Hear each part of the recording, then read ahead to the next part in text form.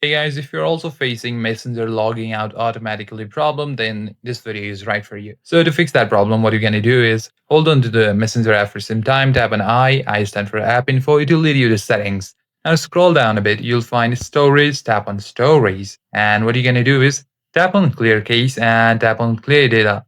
So there might be some bugs that may be affecting you. So if you want to remove that also, then go to Play Store and search for Messenger app. We need to make sure that we have the latest version installed on our device, right?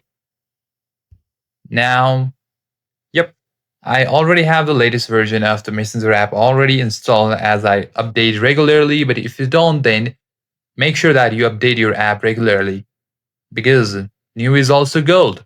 So if you have all the new updates, so you can also join the beta to get more features. So I never faced such problems, but you can also do such. So make sure that you follow these two quick fixes and see if the problem is fixed. And if it did, please comment down below which method worked for you and make sure to like and subscribe to this video. Thank you for watching this, guys. I see you in next one.